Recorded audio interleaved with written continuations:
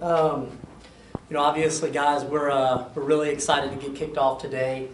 We've had an outstanding last couple of weeks of individual work. I feel like our team has worked really, really hard since the end of August, and there's been so many hoops that we've had to jump through in terms of, not presently having a field to go on each and every day. But our guys have been extremely diligent getting their work done each and every day in the Palmero Center. Football has been very extremely kind to us and allowed us to get our defensive work done on football field practice number 4.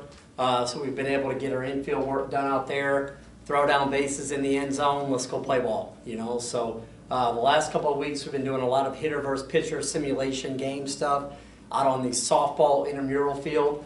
So it's been pretty interesting to say the least. But at the same time, extremely proud of the work that our guys have done. One of the things that we continue to preach all the time here in this program is that each and every day is an opportunity to win a job. And it's a lot of the same things that we continue to talk about this fall that we talked about last spring, is that every single day you put your uniform on and represent this M over S that's on our jersey and on our hat is an opportunity to, you're representing all the past greats here at Mississippi State, and you're representing all the people that have come before you that have put this program on the national pedestal where it is right now. So our guys have worked extremely hard to continue to represent the past, and we know we have a lot of work to do here in the next couple of weeks for fall practice that gets started today. I'm extremely excited. Our staff is extremely excited. I think our players are beyond excited to do something new in terms of us being able to get on the new Dudy Noble field today for the very first time. It'll be a very limited basis that we'll be able to get on the field, but we will be able to get our defensive work done. Infielders will be able to take ground balls. Outfielders will be able to take fly balls. Obviously, we have to be very careful. There are construction fences that basically run from home plate all the way down to the foul lines. There's no padding on the walls just yet. There's brick walls in right field and down the sides that do not currently have padding on them. But at the same time, I don't think it would matter to our guys at all. I think we're just so excited to get outside. I think we're so excited to get this fall started, and we're just ready to go out and compete for jobs and show. I think our players are excited to show our coaching staff who's ready to play and who's ready to show this year's fan base that we can continue to build on the things that we did last year. So extremely jacked up, ready to get rolling. Slept in my uni last night, guys. Is there a challenge to kind of establishing the routine through all the construction to make sure everything's consistent and that they can't? Yeah, that's a great question, and I've been very, have just continued to tell our players all along the first couple of weeks in fall practice, there's going to be some trial and error in terms of, having a certain practice plan scheduled for each day, and maybe we're running behind schedule because our team has to get escorted onto the field at the same time, and we have to get escorted off the field at the same time because everything going on around the actual playing surface is a construction zone. So we can't come and go as often as we want. We have to take the field as a team and exit as a team. So there'll certainly be some trial and error to those first couple of weeks, but I just think it's something that, like I said earlier, it doesn't matter where we're practicing right now. Our guys know that each and every day is an opportunity to win a job, impress a coaching staff, and get ourselves ready to play for this upcoming season. Based on what happened last year, I'd imagine building pitching depth is a pretty big priority this fall. Absolutely. And, I think it feels really good to be able to look down a roster right now and just be able to envision who's going to be healthy this year, what roles those guys could potentially fit in for us. And so, yeah, I would be lying if I didn't say that I wasn't extremely excited for us to have more depth on the mound this year. And just to touch on last year, guys, our pitching coach, Gary Henderson, did an incredible job last year with the arms that we had available due to the health issues on our team last year. So he did a magnificent job in aligning those guys, finding roles for all those guys, trying to just mix and match as much as possible to allow our team to have success. And Gary did a fantastic job with that. And I know he's extremely excited to have a deeper lineup of arms so far this year. Would there be anybody that's kind of limited in the fall, or is everybody pretty much full go? Yeah, no, there'll certainly be some limited guys. We have so many guys that are coming back from injury. We have several guys, coming back from either elbow surgery or shoulder surgery. All those guys are at different points in their rehab right now. We have several guys like Ethan Small, guys like, Noah Hughes, one or two other guys that will be good to go right now at the start of fall practice. We have several other guys, Keegan James, Blake Smith, guys that are a little bit further behind in their Tommy John recovery. Those guys are throwing right now, throwing flat grounds, that type of thing. So I would look for those guys to kind of be available maybe towards the back end of fall practice, but certainly available to us come January when we get those 4 weeks before the season starts, before opening pitch. What does the infield look like as far as defense is concerned? Who's competing for what position? Yeah, guys, that's obviously, when you lose a guy like Ryan Gridley that played every inning of every game at shortstop last year, first team All-SEC shortstop last season, had an incredible year. There is a hole at shortstop right now, and we have two veteran guys that have been competing their absolute butts off every single day for that position so far during individuals, and that's junior third baseman from last year, Luke Alexander, and junior second baseman from last year, Hunter Stovall. So both of those guys have been working every single day at shortstop. We're going to give both of those guys every single opportunity to go out there and win that job at shortstop. Both of those guys have continued to get better over the course of the summer. And continue to get better over the course of the first couple of weeks of the fall for us so far. So we feel like we have two really good options. I'm really excited about both of those guys. Luke Alexander came back from the Cape Cod League where he had a really impressive summer. Luke lost about 10 or 12 pounds from last baseball season. He's moving better. There's more lateral range. He was already a plus defender at third base, and now with a little more agility, his feet have gotten a little bit better over the course of the summer and the fall.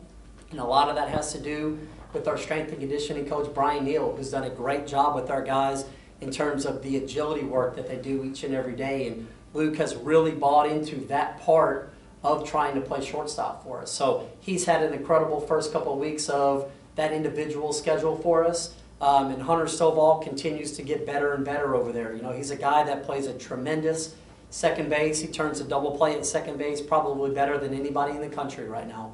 But he's a guy that can really pick it at shortstop. We've really started working on getting his arm up every single time from short, just because it is a longer throw from shortstop than it is from second base. Both of those guys are going to compete every single day this entire fall. We'll split both of those guys up on scrimmage days. They will both work at shortstop each and every day, and they're just going to absolutely compete, get after it, and we're going to feel very comfortable that one of those two guys will be able to go over there and play shortstop for us this year. And what about at second if Stovall wins the shortstop? Yeah, I mean, we have options, guys. We have several freshmen that have been outstanding for us so far in the early parts of the fall. Freshman from Huntsville, Alabama, Justin Foscue, has had an outstanding first couple of weeks for us. He's a big, physical, strong kid with a lot of power and a right-handed bat. Hands really work. He's a guy that we feel comfortable that could play some second base. Another freshman from Mobile, Alabama, Tanner Allen, has been working at second base each and every day for us. He is a high school outfielder by nature, but we've been working him out at second base every day over the first 5 or 6 weeks. He's continued to get better and better each and every day and has made a lot of really big strides from the end of August to where we are today. So both of those guys will work out at second base. Another freshman, Jordan Westberg, has been really good for us. Jordan is 6'2", really athletic kid, has already shown us the ability to play all 4 infield positions. So I absolutely love his versatility so far. I feel really comfortable in him being able to handle his glove, being able to make throws from all the different angles. So those 3 young guys have been outstanding for us. And so I just think we're just going to continue to get out there and compete. Those guys are going to have the next 6 weeks of getting after it every single day. And we feel really good about where we're going to be at the end of the fall with those parts and pieces that we have. What about a catcher replacing Lovelady? How do you see that playing Yeah, out? gosh, when you start to look at last year's team, I don't even look at the batting average part of it. When you look at a guy like Lovelady, he was incredible for us. He was an absolute leader, terrific clubhouse guy. He did a great job last year handling a really young staff. And so his leadership, his ability to block the baseball, those things are really going to be missed for us this year. We've got two guys that are going to compete each and every day for that spot. Sophomore returner, Dustin Skelton. He's a guy that was an all-star this summer in his collegiate summer league. He's come in this year, and he and a junior college transfer, Marshall Gilbert from the Midwest, who was a summer all-star as well. Both of those guys are going to compete each and every day. Both of those guys are right-handed hitters. Both are big, strong, physical kids. So one of those two guys is going to be our starting catcher. We'll have a much better idea about that position at the end of fall practice, but both of those guys have been working extremely hard for us so far this year. How valuable will it be for you to have a full fall for evaluation? I'm really excited about it. You know, last year it was kind of show up at the end of November, you know, practice in January, play ball in the middle of February. So we did a lot of things last year on the fly. So I'm really excited to see our guys out on the field each and every day for a full fall practice like you talked about.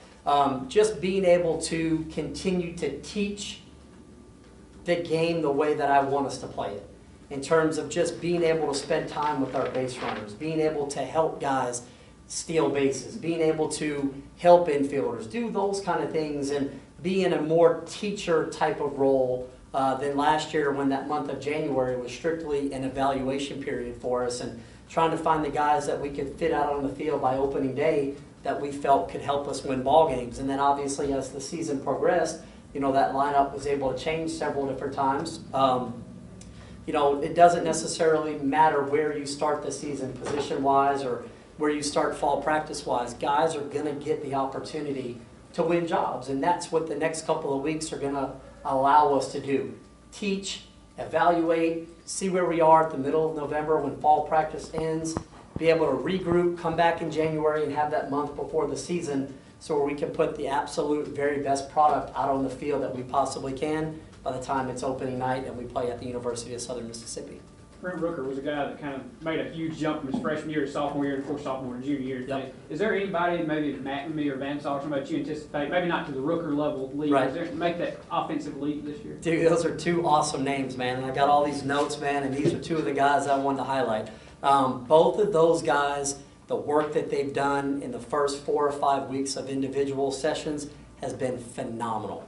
Both of those guys went off to summer collegiate leagues, were all-stars. Van Saw went off and hit 8 home runs this summer. He came back 12 pounds heavier. He's thicker, he's stronger, really driving the baseball better today than he did at any point last season. And so many people have asked me, Andy, dude, how are you going to replace Brent Rooker? First thing I say is, you don't. You know, so you're talking about a guy that did something last year where he won the Triple Crown in the SEC for the first time in 30 years. It's been 30 years since somebody did what he did in this league. So it'd be crazy for me to think that we can get one person to fill the shoes of Brent Rooker, what he did last year.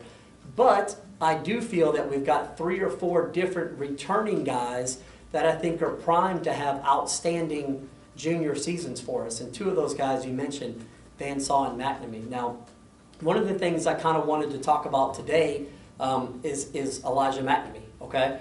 Swing has been outstanding. His work in the outfield has been great the first couple of weeks. What we're going to do this fall is we're going to spend the next 4, 5, 6 weeks of fall practice with Elijah McNamee learning how to play first base. We feel that with his athleticism, his lateral movement, that type of thing, we feel like he can do what Brent Rooker did for us last year, where we took Rooker from the outfield, moved him to first base, and pretty much didn't have any time to coach or teach him. It was just a mass reps type of thing for Rooker. And then obviously by the end of the year, he played first base for us at a very high level, ultimately winning the ball game on a play down the line against that school up north, right? When we were able to beat those guys. But we feel like a guy like McNamee, he's already been working over there for the last week. His feet are really good. His hands work. He's really bought into trying to learn how to play first base. His first week on the job has been pretty good.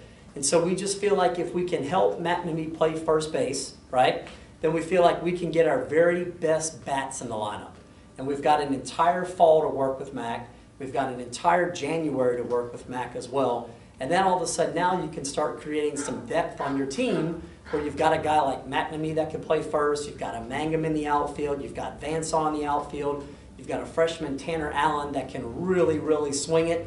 and has been very impressive with the bat so far. That was a high school outfielder that we know can go back out to the outfield and play as well. Then you've got a guy like Tanner Poole, who's made tremendous strides offensively in the first month and a half that we've been able to work with him. Making some adjustments with Tanner where we've stood him more upright in the box, allowing him to hit like he's 6'4", eliminating some of the bending over in his swing, just trying to help him repeat his swing, and he's been outstanding for us so far. So we feel like we've got 4 or 5 or 6 different guys in the outfield that can really play. And on our team right now, we feel like the depth in our outfield is probably the greatest that we have on our team at any one spot. So we want to take the next couple of weeks, see if we can work McNamee at first base, see if he can grab onto that position, and then see how that's going to work out, because I feel like he's really primed to have an outstanding junior season. He had a terrific year last year. He was really good down the stretch for us. And then on top of that, we've got a junior college transfer, Alex Penner, that's been working at first base as well. That was a really good junior college hitter, hit some home runs, that type of thing. So we're really excited about the fall, looking forward to a lot of great competition. Like you said, this is your first full fall, and you mentioned Brian Neal. What was the approach with him in terms of, what you had him doing with the guys all fall? Yeah. They've been talking about how tough it is. Yeah, one of the things that I wanted to do, and guys, I'm a really big believer in the strength and conditioning part of your program. And so what I wanted to do was I sat down with Brian immediately after the season ended last year. I told him my ideas for this fall. And basically, even if our stadium wasn't being built, I was going to take fall practice and back it up as far as possible, okay? I wanted to allow Brian to have 7 full weeks in the weight room with our staff, with our players, in terms of a full 7-week strength building cycle to get our guys as big and as strong as they possibly can. And so we've made some tremendous strides in the weight room. I basically went to Brian, sat down and said, dude, you have carte blanche to do what you want to do with our guys in the weight room. And I told him I wanted to build our fall very much like Coach Savage does with the football players in the summertime.